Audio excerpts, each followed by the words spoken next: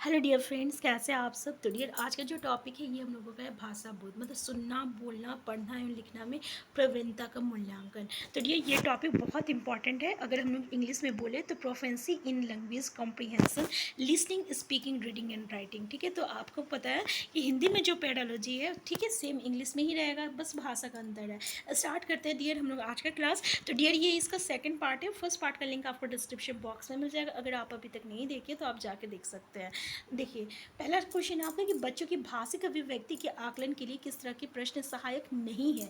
Negative पूछा है, negative का आंसर नेगेटिव होगा। पहला आपका बहुविकल्पीय, लघु उत्तरात्मक, निबंधनात्मक, सारांश प्रस्तुत करना। सारांश प्रस्तुत करना समझ रहे हैं, अगर किसी चीज़ का दिया हुआ है, ठीक है, तो उसको हम लोग जो है सारांश उसको हम लोग बताएंगे। ठीक है, निबंधनात्मक, लघु उत्तरात्मक। निबंधनात्मक मतलब क्या हो गया कि अगर किसी टॉपिक पे है तो उस पर आप उसका निबंध बता रहे हो, ठीक है ना, उस पर पूरा आप डिस्कस कर रहे हो। और लघु उत्तरात्मक मतलब जो है किसी क्वेश्चन पूछा गया उसका आप आंसर बता रहे हो, है ना। लेकिन यहाँ पे बहुविकल्पीय में ऐसा कोई ऑप्शन नहीं देगा, आपको क्वेश्चन पूछा जाएगा और आपको सीधे आपको आंसर बताना है। तो इसमें बताओ आप भाषा का एक्सप्रेशन कहाँ दे पा रहे हो। ठीक है, आप तो बस जो आंसर है आप वो दोगे, अपनी भाषा को तो एक्सप्रेस नहीं कर पा रहे हो। तो इसमें नेगेटिव क्या हो जाएगा, ये हो जाएगा। तो ऑप्शन 1 जो है ये सही हो जाएगा, क्योंकि इस तीनों में जो है ना आप अपने भाषा का उपयोग कर रहे हो, अपने भाषा को जो है एक्सप्रेस कर पा रहे हो, है ना। तो यहाँ पे भाषिक अभिव्यक्ति हो रहा है, लेकिन यहाँ पे भाषा का जो है एक्सप्रेशन नहीं हो रहा है। तो 1 क्या हो जाएगा, आंसर सही हो जाएगा। नेक्स्ट क्वेश्चन देखिए कि पाठ्य कुशलता का मूल्यांकन करने के लिए आप क्या करेंगे। पहला तो ये कि पढ़ी गई सामग्री पर तथ्यात्मक प्रश्न पूछेंगे, पढ़ी गई सामग्री पर प्रश्न बनवाएंगे, पुस्तक की किसी पाठ की पंक्तियों पढ़ाएंगे, और दूसरा बच्चों से जोर जोर से बोलकर पढ़ने के लिए कहेंगे, जिससे उच्चारण की जांच हो सके। देखिए, पाठ्य कुशलता का मूल्यांकन करने के लिए आप क्या करेंगे, तो पाठ्य पुस्तक का मूल्यांकन, यहाँ पे क्या बोला है कि पाठ्य कुशलता का। तो डियर यहाँ पे किसी भी पाठ की जो है हम लोग कहीं से भी उठा के कुछ भी पढ़ाएंगे। ये नहीं कि हम जो पढ़ा दिए उसमें से क्वेश्चन पूछेंगे तो हम पाठ्य कुशलता देख रहे हैं। आपको ये देखना है कि बच्चे जो है पढ़ सक रहा है या नहीं पढ़ सक रहा। इसके लिए आप ये थोड़ी कि आप जो चीज़ पढ़ाए हो तो बस उसमें से क्वेश्चन पूछेंगे, या आप ये बोलेंगे कि तुम क्वेश्चन लिख के दिखाओ भाई, इसका क्वेश्चन कैसे बनाते हो। ठीक है, तो ये भी तो नहीं होगा। आंसर क्या हो जाएगा कि हम कोई भी किताब उठाएंगे और बोलेंगे भाई तुम कहीं से भी पढ़ के देखो, पढ़ा, कोई भी सेंटेंस दे दिए पढ़ने के लिए, कोई भी टॉपिक दे दिए पढ़ने के लिए, तो आंसर क्या हो जाएगा, आंसर 3 हो जाएगा। नेक्स्ट क्वेश्चन है आपका कि नाटक शिक्षण में सतत और व्यापक मूल्यांकन के लिए निम्नलिखित में से कौन सा सावधानी महत्वपूर्ण है। पहला, लिखित परीक्षा, मुख्य संवादों को सुंदर रूप से लिखना और पढ़े गए नाटक का मंचन। तो यहाँ बोल रहा है नाटक शिक्षण में सतत व्यापक मूल्यांकन।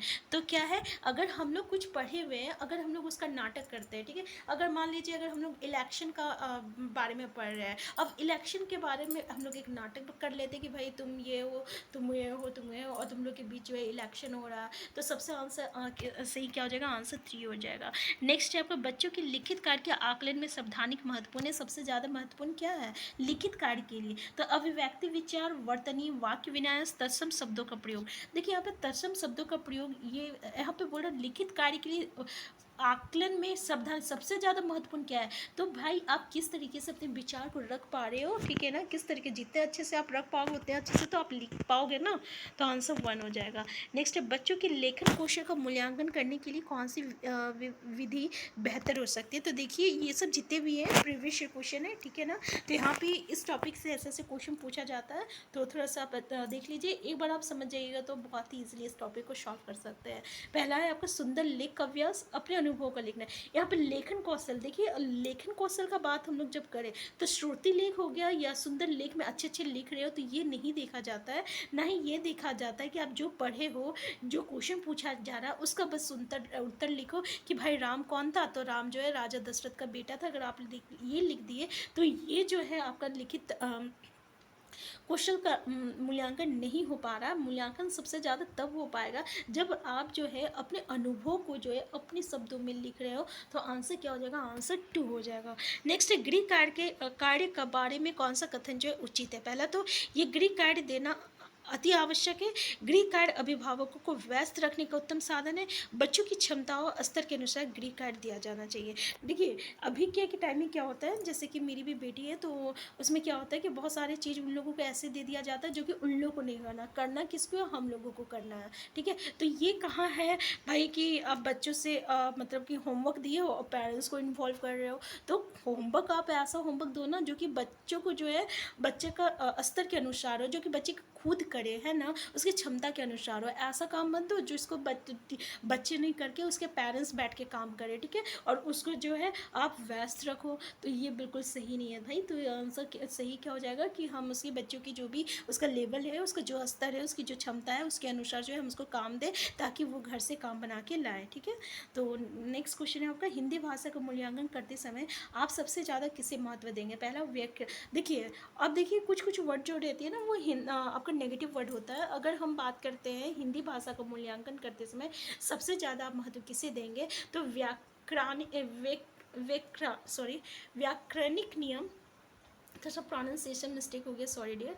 ठीक है, तो हम लोग ग्रामर का जो रूल्स है ना उसके बारे में कभी भी डिस्कस नहीं करेंगे। ठीक है, क्या आप अपने भाषा को मतलब बोल रहे हो तो इसमें हम जो है ग्रामर का पे कभी भी फोकस नहीं करते हैं। तो अगर ऐसा ऑप्शन देखने को मिल जाएगा ना तो प्लीज़ उसको पहले ही काट देना। ठीक है, कभी कभी ग्रामर पे फोकस नहीं करता है ये, है ना। तो सीखने की क्षमता का आकलन, काव्य सौंदर्य या निबंध लिखने की योग्यता। देखिए तो हिंदी भाषा का मूल्यांकन करते समय आप सबसे ज़्यादा महत्व कि आप जो है किस तरीके से सीख रहे हैं, सीखने का क्षमता मतलब आप में कितनी क्षमता है, आप कितना सीख रहे हैं, इस पे ज़्यादा महत्व हम लोग देंगे। ठीक है, आंसर क्या हो जाएगा, आंसर 2 हो जाएगा। नेक्स्ट है आपका, निम्नलिखित में से कौन सा बच्चों की भाषिक क्षमता के आकलन का सबसे उचित तरीका है? तो ये जब भी आप क्वेश्चन सॉल्व करो पेडालॉजी का, तो पहले ना क्वेश्चन को 2-3 बार आंसर को देख लेना, उसमें से आप ना इलिमिनेट करना कि भाई सबसे बेटर कौन सा है, सबसे बेटर इसमें क्या हो रहा है, इसमें क्या बोल रहा है, इसमें क्या बोल रहा है, और ये ज़्यादा अच्छा है कि ये ज़्यादा अच्छा है, सबसे अच्छा कौन सा ऑप्शन में सबसे ज़्यादा पॉजिटिव है, सबसे ज़्यादा हम मतलब कि अगर हम टीचर हैं तो किस काम को हम करेंगे तो सबसे ज़्यादा बेटर रहेगा। ठीक है, इस चीज़ के बारे में सोचना। पहला, संज्ञा शब्दों के 2 उदाहरण दीजिए।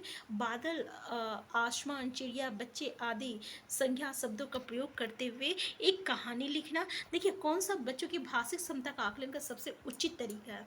अब देखिए अगर हम 2 उदाहरण लिखने बोल रहे हैं या यहाँ पे हम बोल रहे हैं संज्ञा शब्द का प्रयोग करते हुए एक कहानी लिखना है। ठीक है, अब यहाँ पर संज्ञा का परिभाषा दे रहे हैं, ये परिभाषित कीजिए। तो भाई अगर हम किसी को पूछेंगे कि भाई संज्ञा क्या है, वो डायरेक्ट बोलेगा। ठीक है, लेकिन अब हम उसको क्या बोलेंगे कि अगर संज्ञा कोई बच्चा जो है कोई अगर हम किसी बच्चे को पूछते हैं भाई संज्ञा बताओ क्या है, वो क्या बोलेगा, संज्ञा जो है राम और मोहन जो है ये संज्ञा है। ठीक है, वो उदाहरण दे दिया, 2 उदाहरण दे दिया, कोई उसका परिभाषा बता दिया। ठीक है, या कोई उसका परिभाषित कीजिए। लेकिन कोई जो है अगर मतलब कि देखिए बादल, आसमान, चिड़िया, बच्चे आदि संज्ञा शब्दों का प्रयोग करते हुए एक कहानी लिखना। ठीक है, यहाँ पे अगर हम लोग अभी आपको बताएं कि पॉजिटिव नेगेटिव, अगर हम इस तरीके से देखते हैं कि भाई कोई है, ठीक है, वो एक कहानी लिख रहा, उसमें वो आसमान को यूज़ किया, चिड़िया को यूज़ किया कि चिड़िया जो है आसमान में उड़ रहा है, बादल छाया हुआ है, तो यहाँ पे जो है और फिर वो बता रहा है कि ये जो है भाई ये सब संज्ञा है और ये सब संज्ञा है। ठीक है ना, इस तरीके से वो एक कहानी लिख दिया। तो उसके बाद अगर हमको पूछते हैं कि भाई इसमें संज्ञा, वो इंडिकेट कर देगा कि देखो ये जो है ये संख्या है, तो इसमें क्या होता है, ये सबसे ज़्यादा जो है आपका पॉजिटिव है। तो आंसर क्या हो जाएगा, आंसर 2 हो जाएगा। इससे उस क्या पता चलता है, उसकी क्रिएटिविटी का पता चल रहा है, और जहाँ जिस भी काम में क्रिएटिविटी हम लोगों को दिखने को मिल जाए वो बिल्कुल सही होता है। नेक्स्ट है, बच्चों की भाषा संबंधी क्रमिक प्रगति का लेखा जोखा रखना डैश से संभव है, यानी पोर्टफोलियो से, उत्तर पुस्तिकाओं से, लिखित परीक्षा से, मौखिक परीक्षा से। देखिए भाषा संबंधी क्रमिक प्रगति, अगर हम लोग प्रगति का लेखा जोखा जब भी रखते हैं तो मौखिक से तो होता नहीं है, लिखित परीक्षा से भी नहीं होता है, पोर्टफोलियो में ना हम लोग सारे चीज़ें स्टोर करके रखते हैं। ठीक है, कि भाई इस तरीके से बना के रखेंगे, सारा रिकॉर्ड आपका रहेगा, और जब उस रिकॉर्ड को हम लोग देखेंगे तभी तो पता चलेगा कि इसमें किसका कब से कितना प्रोग्रेस हो रहा है, किस किस चीज़ चीज़ में प्रोग्रेस हो रहा है कि नहीं हो रहा, ठीक है। तो ये सारा रिकॉर्ड जो रहता है ना पोर्टफोलियो रखता है, ठीक है। तो मौखिक से लिखित से नहीं होगा, आंसर 1 हो जाएगा, ठीक है। नेक्स्ट है बच्चों की भाषा के आकलन का सावधानी प्रभावित तरीका है प्रश्नों का उत्तर देना, ठीक है। प्रश्न पूछना और पढ़ी गई सामग्री पर प्रतिक्रिया व्यक्त करना, श्रुति लेख लिखना, लिखित परीक्षा। देखिए भाषा का आकलन हम लोग जब भी कर रहे हैं तो प्रश्नों का उत्तर देना या श्रुति लेख, या अगर हम देखें लिखित परीक्षा, इसमें देखिए ऑप्शन बी में कि प्रश्न पूछना, पढ़ी गई सामग्री पर प्रतिक्रिया व्यक्त करना। आप अगर कोई बच्चा जो है, ठीक है, अगर वो अगर आप कुछ पढ़ा रहे हो, वो आपकी बातों को सुन रहा, पढ़ रहा है, ठीक है, अगर वो उस पर रिएक्ट कर रहा, कुछ प्रतिक्रिया कर रहा, उससे रिलेटेड कुछ कुछ प्रश्न भी पूछ रहा है, तो ये सबसे प्रभावी तरीका है। आप देखते होंगे कि अगर आप स्कूल में गए होंगे तो वहाँ पे ऐसे बच्चे जो एक्टिव रहते हैं, ठीक है ना, तो वो सक्रिय होकर जो पढ़ते हैं, ठीक है ना, क्लास में, वो लोग जो है हर एक स्टेटमेंट में जो है अपना प्रतिक्रिया जरूर बताते हैं, ठीक है, टीचर के साथ कम्युनिकेट करते हैं। इसके साथ साथ वो बीच बीच में ना क्वेश्चन भी पूछता रहता है। लेकिन जो बच्चा को कुछ नहीं आता है, कुछ समझ नहीं आ रहा, वो चुपचाप अपना मुंह बंद करके बैठा हुआ रहता है। होता है कि नहीं होता है? ऐसा होता है। तो आंसर क्या हो जाएगा? आंसर 2 हो जाएगा। नेक्स्ट क्वेश्चन है आपका, प्रश्न पूछना, प्रतिक्रिया व्यक्त करना, परिचर्चा में भाग लेना, वर्णन करना, भाषा आकलन के तरीके मात्र है। दूसरा भाषा सीखने सिखाने तथा आकलन के लिए तरीके हैं। तो बिल्कुल सही है डियर। जैसे प्रश्न पूछना, प्रतिक्रिया व्यक्त करना और परिचर्चा में भाग लेना, वर्णन करना, तो ये चार आप देखते होंगे कि ये चारों चीज़ तभी होता है जब कोई चीज़ जो है सीखता है आदमी, ठीक है, तभी होता है। तो भाषा सीखने और सिखाने का तथा आकलन का ये जो है एक तरीका है। नेक्स्ट क्वेश्चन है, बच्चों को मौखिक भाषा का सतत आकलन करने का सबसे बेहतर तरीका है शब्द पढ़वाना, प्रश्नों के उत्तर पूछना, विभिन्न संदर्भ में बातचीत। तो देखिए हम लोग यहाँ पे शब्द पढ़वाना ये भी सही नहीं है, सिर्फ उत्तर प्रश्न के उत्तर पूछना ये भी सही नहीं है, सुने हुए को दोहराने के लिए कहना, ठीक है, ये भी सही नहीं है। लेकिन अलग अलग चीज़ों से रिलेटेड अगर हम लोग वो बातचीत कर रहा है विभिन्न संदर्भों में, तो ये बिल्कुल सही तरीका है। तो यहाँ पे देख सकते हैं आप कि क्वेश्चन जो है किस किस तरीके से बहुत ही अच्छा पूछा जाता है। बस एक बार जो है यहाँ पे समझने की कोशिश हम लोग को ज़रूरत है कि भाई ये चैप्टर में होता क्या है, बस होता क्या है, ठीक है, बस इस चीज़ को देखना है। नेक्स्ट क्वेश्चन अगर हम लोग देखें तो देख रहे हैं भाषा में सतत व्यापक आकलन का उद्देश्य वर्तनी की अशुद्धि के बिना लिखने की क्षमता का आकलन, पहला ऑप्शन है। दूसरा भाषा के व्याकरण का आकलन करना। देखिए व्याकरण का तो कभी नहीं बोलता है, इसलिए हम इसको हटा देते हैं। और परख के समझने की क्षमता का आकलन, यहाँ भाषा के मौखिक और लिखित रूपों को प्रयोग की क्षमता का आकलन।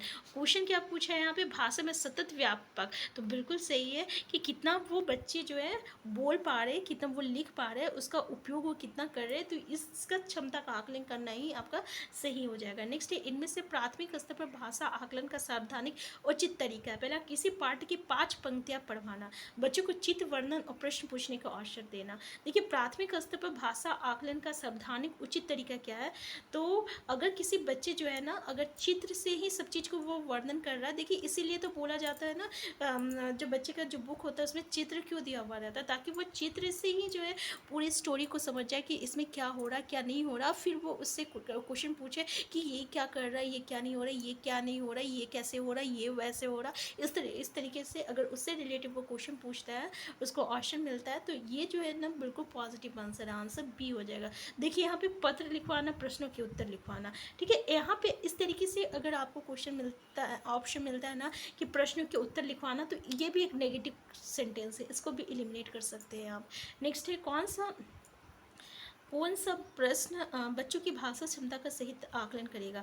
लड़की ने किसके दाम नहीं बताए, लड़की टोकरी में क्या बेच रही थी, यदि तुम आम बेचोगे तो उसके कितने दाम लोगे और क्यों, आजकल आम का दाम कितना है। अगर हम लोग प्रश्न कौन सा प्रश्न बच्चों की भाषा क्षमता का सही तो सही आकलन जो है किसमें हम लोग देखते हैं, तो अगर जो है यदि तुम आम बेचोगे तो कितने दाम लोगे और क्यों, ये जो है बिल्कुल आपका सही है, इसमें भाषा क्षमता का सही आकलन होगा, ठीक है, क्योंकि पहला और दूसरा में तो वो केवल एक बार बोल देगा तो हो गया कि भाई हम इतना दाम लेंगे, फिर क्या बेच रही थी, तो आम बेच रहे थे, आम कितना में मिल रहा है, 50 रुपया में मिल रहा है, इसमें आप भाषा का इस्तेमाल कर कहाँ रहे हो ज़्यादा, ठीक है, भाषा का इस्तेमाल इसमें होगा, भाई इसमें यदि तुम आम बेचोगे तो बोलो कितने दाम में बेचोगे, कितने दाम लोगे और क्यों लोगे। अब वो अगर बोलेगा कि हम 10 रुपया लेंगे तो 10 रुपया क्यों लोगे, उसको और भी एक्सप्लेन करना पड़ जाएगा। तो आंसर 3 जो है ये बिल्कुल सही है। नेक्स्ट है, भाषा में आकलन की प्रक्रिया जो है पाठ के अंत में दिए अभ्यासों के माध्यम से होती है। देखिए, अगर पाठ के अंत में अगर हम कुछ करवा रहे हैं अभ्यास, ठीक है, ये जो है ये आपका नेगेटिव सेंटेंस हो गया, तो ये बिल्कुल गलत है। देखिए, भाषा का आकलन जब भी आए तो ये सीखने और सिखाने, ये वर्ड याद रखिएगा, इसके दौरान चलती है। आंसर क्या हो जाएगा, आंसर 2 हो जाएगा। अब देखिए, केवल केवल केवल जहाँ भी देखेंगे तो वहाँ तो हम काट ही देंगे, तो इसको तो भाई काट ही दीजिए। चलिए, नेक्स्ट है आपका, बच्चों की भाषा का आकलन करने के लिए सबसे उचित तरीका क्या है। बच्चों की लिखित परीक्षा लेना, तो यहाँ पे देख सकते हैं डियर, ये सारे क्वेश्चन जो है ये आपका प्रीवियस ईयर क्वेश्चन है, ठीक है। का आकलन करने के लिए सबसे उचित तरीका क्या है, तो बच्चों की लिखित परीक्षा लेना, बच्चों के भाषा प्रयोग का अवलोकन करना, बच्चों से किताब पढ़वाना या भाषा से परियोजना कार्य करवाना। तो क्या आइडिया कि बच्चों के भाषा प्रयोग का अवलोकन करना जो है कि बच्चे जो है किस तरीके से भाषा का प्रयोग कर रहे हैं, ये बिल्कुल आपका भाषा का आकलन करने का उचित तरीका है, ठीक है ना। तो आंसर क्या हो जाएगा, आंसर 2 हो जाएगा। नेक्स्ट क्वेश्चन हम देखते हैं। तो क्वेश्चन नंबर हम लोग कितना कर रहे थे, क्वेश्चन नंबर 32 कर रहे थे। 33, एक प्राथमिक शिक्षक के रूप में आप सतत व्यापक आकलन करते समय किसे सर्वोपरि मानते हैं, मतलब सबसे ज़्यादा इंपॉर्टेंस आप किस चीज़ को देंगे। कठिन शब्दों का श्रुति लेखन, लिखित प्रश्न पत्र, यहाँ पे बोल रहा है प्राथमिक स्तर पर, ठीक है, सतत व्यापक आकलन का। तो कठिन शब्द का श्रुति लिख ले रहे, मतलब डिक्टेशन होता है ना, अगर आपको कोई टीचर बोल रहा है कि भाई वो बोलेगा और तुम लिखोगे, तो इसका हो गया श्रुति लेख। तो कैसे हम लोग का मतलब कि, और जो हार्ड वर्ड रहता है उसका मतलब कि वो बोलती है मैम लोग और हम लोग लिखते हैं, तो यही हो गया कठिन शब्दों का श्रुति लेख। लिखित प्रश्न पत्र, ठीक है, और पाठ से देखकर सुलेख लिखना, यानी पाठ से देख के अगर आप कुछ भी लिख रहे हो तो वो हो गया सुलेख। बच्चों द्वारा विभिन्न संदर्भों में भाषा, अब देखिए ये अब हम आपको बता दिए कि अगर जब भी विभिन्न संदर्भों में अगर वर्ड आ जाता है, विभिन्न वर्ड, ये तो बिल्कुल पॉजिटिव कीवर्ड है। विभिन्न संदर्भों में आप देखें तो इसके बाद तो आपको देखने का जरूरत ही नहीं है। तो बच्चों द्वारा विभिन्न संदर्भों में भाषा प्रयोग की क्षमता जो है ये बिल्कुल सही है, आंसर 4 हो जाएगा। नेक्स्ट क्वेश्चन है, प्राथमिक स्तर पर पढ़ने की क्षमता का आकलन करने की दृष्टि से सबसे अधिक महत्वपूर्ण है। तो देखिए, विराम चिन्हों का ज्ञान करना, विराम चिन्हों का या पढ़नों में प्रभाव, या अर्थ का निर्माण, या वर्णों की पहचान, ठीक है। यहाँ पे बोल रहा है कि सबसे अधिक के दृष्टि से सबसे अधिक महत्वपूर्ण है, तो सबसे अधिक महत्वपूर्ण क्या हो जाएगा, तो आपका वर्णों की पहचान, आंसर 4 हो जाएगा। नेक्स्ट है, शुड भी अक्सर र वाले शब्दों को गलत तरीके से उच्चारित करते हैं। यहाँ मेरे से भी गलती हो गया, ठीक है। आप क्या करोगे, उसे र वाले शब्दों की सूची पढ़ने एवं लिखवा कर अभ्यास करने के लिए दोगे। देखिए, ये क्वेश्चन हमेशा आता है, तो सबसे अच्छा तरीका क्या है ना, उसको जो है पूछोगे भाई तुम ऐसा बोल क्यों रहे हो, मतलब कि मतलब देखिए उसे सजगता के साथ अपनी बात कहने के लिए प्रोत्साहित करेंगे, ठीक है। तो आंसर क्या हो जाएगा, आंसर आपका 3 हो जाएगा। ऐसा नहीं कि हम उसको ऐसा शब्द दे दिए और बोलेंगे भाई तुम इसका अभ्यास करो, या ये बोलेंगे कि ये शब्द को तुम दोहराते रहो, ठीक है। हम ये देखेंगे कि उसके साथ प्रॉब्लम क्या है और फिर हम बोलेंगे भाई तुम बोल सकते हो, उसको प्रोत्साहित करने की कोशिश करेंगे, ठीक है, उसके पहले प्रॉब्लम समझने के बाद। तो आंसर क्या हो जाएगा, आंसर 3 हो जाएगा, ठीक है। नेक्स्ट है आपका क्वेश्चन नंबर,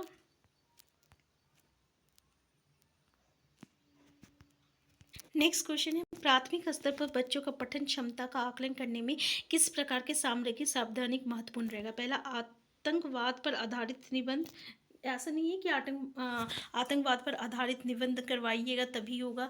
दूसरा, बाल साहित्य की कोई भी संवादनात्मक कहानी। तो देखिए, अगर हम लोग आंसर बी बोले तो कि अगर हम लोग किसी भी कहानी पे जो है बाल साहित्य का चर्चा करें, तो ये भी आपको ये बिल्कुल सही है, ठीक है। यहाँ पे किसी एक टॉपिक पे अगर आप डिस्कस कराओगे तो ये इम्पॉर्टेंट नहीं है, मतलब ये नेगेटिव हो गया, ठीक है, नेगेटिव वर्ड है। देखिए, केवल पाठ्य पुस्तक भी नेगेटिव है, औपचारिक पत्र भी नेगेटिव है। तो बाल साहित्य जो है ये आपका पॉजिटिव कीवर्ड है। तो याद रखिएगा, भाषा आकलन में बाल साहित्य को देखिएगा तो उस ऑप्शन को जरूर देखिएगा, है ना, क्वेश्चन कैसे पूछा है। तो प्राथमिक स्तर पर बच्चों का पठन क्षमता का आकलन करने के लिए किस प्रकार की सामग्री, तो याद रखिएगा बाल साहित्य को जो है आप लोग यूज कीजिएगा। आंसर क्या हो जाएगा, आंसर 2 हो जाएगा। नेक्स्ट क्वेश्चन है आपका क्वेश्चन नंबर 37 कि विद्यार्थियों को विद्यार्थियों का भाषाई विकास समग्रता से हो सके, इसके लिए सबसे उपयुक्त अनुशंसा होगी। पहला तो शब्दकोश एवं विषय कोश के प्रयोग की, दूसरा भाषा प्रयोग के विविध अवसरों की,